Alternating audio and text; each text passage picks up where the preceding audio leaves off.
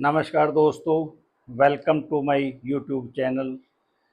हम जैसे कि स्टेनोग्राफी की dictations, courts judgments, administrative language उसकी डिक्टेशनें बोलते हैं, उनकी आउटलाइनें भी समझाने की कोशिश करेंगे। फ्रेजोग्राफी भी आपको नेक्स्ट सेशन में कराएंगे और बीच बीच में हम ग्रामर की भी कुछ महत्वपूर्ण चीज़ों के बारे में डिस्कस करते हैं, जिसको समझना, जानना, अंडरस्टैंड करना आपके लिए बहुत ज़रूरी है, क्योंकि सेंटेंस में यूज जो चीज़ें आती हैं उनका आपको बेसिकल नॉलेज होना चाहिए। आज हम एडजेक्टिव के बारे में जिक्र करेंगे। एडजेक्टिव वो होता है जो नाउन की क्वालिटी बताता है, नाउन को क्वालिफाई करता है, वो एडजेक्टिव वर्ड होता है।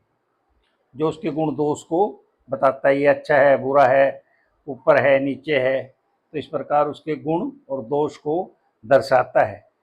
एडजेक्टिव 5 प्रकार के हैं। नंबर 1 एडजेक्टिव है adjective of quality. Adjective of quality, quality जिसकी बताता है, जैसे है ये ब्लैक है, रेड है, ब्लू है,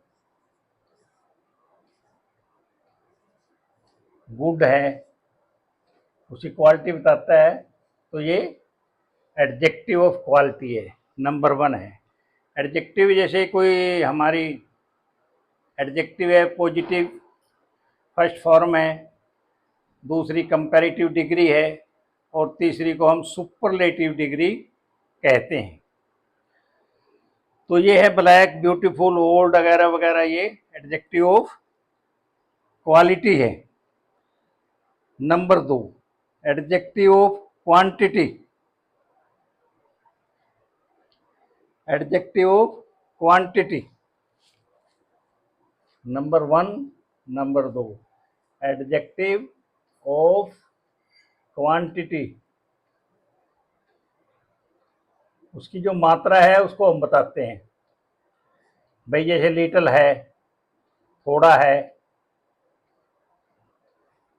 एनफ है, मच है, मोर है, तो इस प्रकार हम उसकी एडजेक्टिव ऑफ क्वांटिटी बताते हैं। नंबर 3 है एडजेक्टिव ऑफ नंबर, संख्या का, नंबर का जिक्र करते हैं। Number 3 adjective of number, adjective of number, number का जिक्र करते हैं। जैसे 7 है, 8 है, 7 बुक्स हैं, 8 बुक्स हैं, डबल हैं, ऑल हैं, सेवरल हैं, इस प्रकार एडजेक्टिव ऑफ नंबर। फिर नंबर 4 है हमारा demonstrative adjective. Demonstrative adjective, demonstrative adjective, demonstrative adjective क्या है? जो हमें संकेत करता है, इशारा करता है, चीज बताता है। भाई this book, that boy, this book, that boy, those girls, इस प्रकार हमें बताता है ये है, वो है, वहाँ है, इस प्रकार ये नंबर 4 है। फिर है इंटेरोगेटिव एडजेक्टिव, नंबर 5 है interrogative adjective. Number 5 interrogative adjective, ये नंबर 5 है। नंबर 5 में क्वेश्चन मार्क है, जो पूछता है, हमसे कुछ चीज पूछता है। Where is this book, what is the time by now, whose pen is this, इस प्रकार जो क्वेश्चन पूछते हैं, पूछने का काम करते हैं, वो इंटेरोगेटिव एडजेक्टिव है। ये इस प्रकार 5 हैं हमारे। अब जो एडजेक्टिव हैं इसमें हम पॉजिटिव तो लिखते हैं, पॉजिटिव डिग्री। जब कंपैरेटिव डिग्री का यूज करते हैं तो उसमें देन का प्रयोग करते हैं। जो हमारी कंपैरेटिव डिग्री है, सेकंड डिग्री है, उसके साथ हम देन, फॉर एग्जांपल हमारा शब्द है मोर देन, उससे ज्यादा। This boy is more intelligent than that. Ram is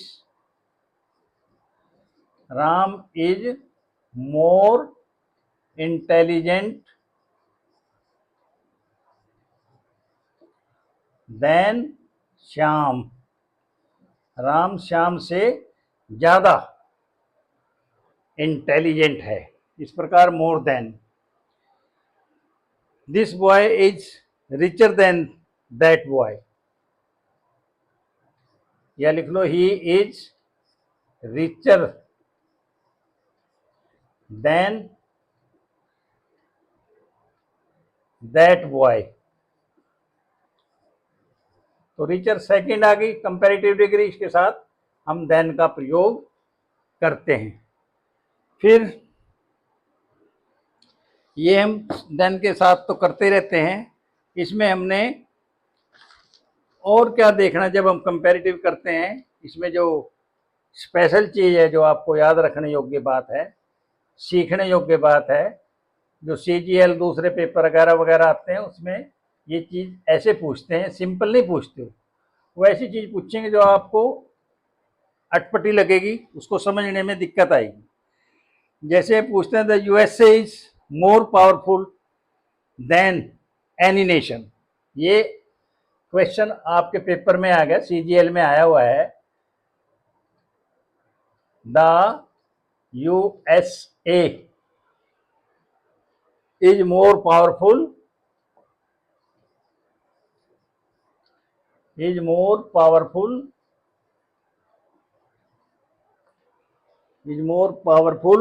then any nation.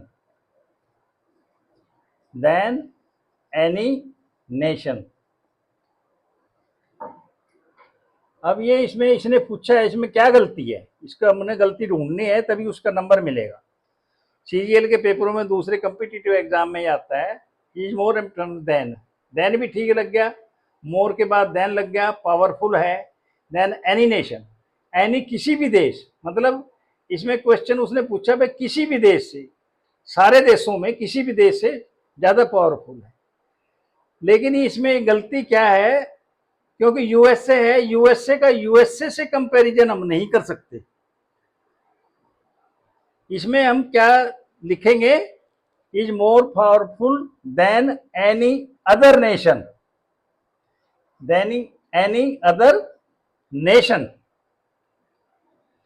मतलब यूएसए को छोड़ के और सब देशों से पावरफुल है। यूएसए तो है ही है, एक्सेप्ट यूएसए, अदर देन आगे ना, देन एनी अदर नेशन, दूसरे देशों से, एक्सेप्ट यूएसए। तो यूएसए इज मोर पावरफुल, सब देशों से पावरफुल है। एनी नेशन, यूएसए का यूएसए से मुकाबला हम कंपैरिजन नहीं कर सकते, इसमें अदर का प्रयोग हम करेंगे।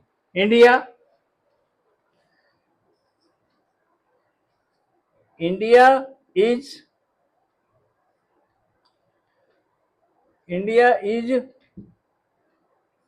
Larger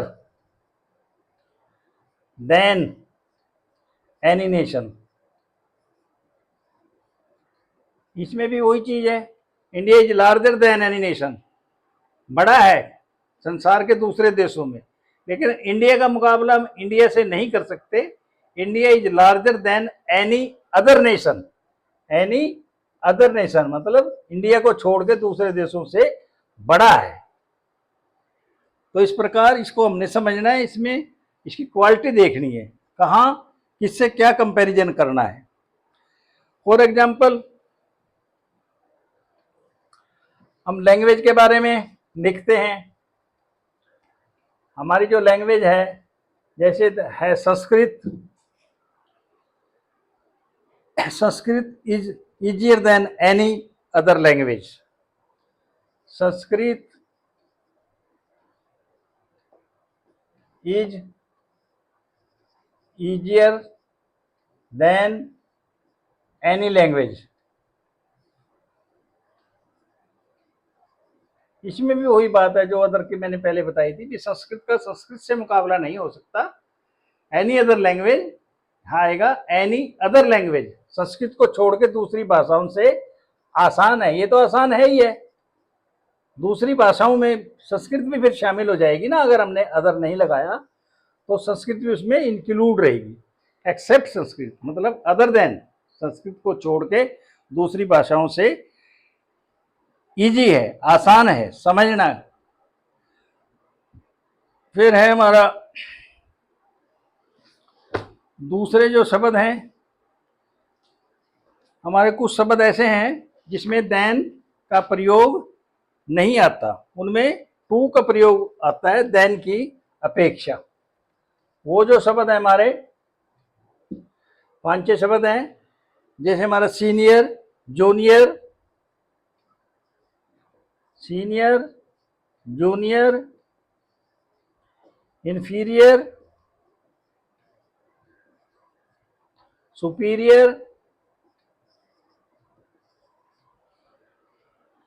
superior, interior, prior, interior, exterior, prefer. इनके बाद हम देन का प्रयोग नहीं करते, कंपैरिजन के लिए इनको प्रयोग करते हैं। इनके बाद सबके टू का प्रयोग आएगा, देन का प्रयोग नहीं आता, ये एक्सेप्शन है। तो ये टू का प्रयोग, टू प्रीपोजिशन उसमें यूज हम करते हैं, इसको याद रखने योग्य बात है। बाकी हम ग्रामर की और चीज़ें आपके सामने लाते रहेंगे। आप देखते रहिए हमारा चैनल, सब्सक्राइब कीजिए, लाइक कीजिए और अपने कमेंट्स दीजिए कैसा लगा आपको channel. Thank you very much. अगले सेशन में मिलते हैं।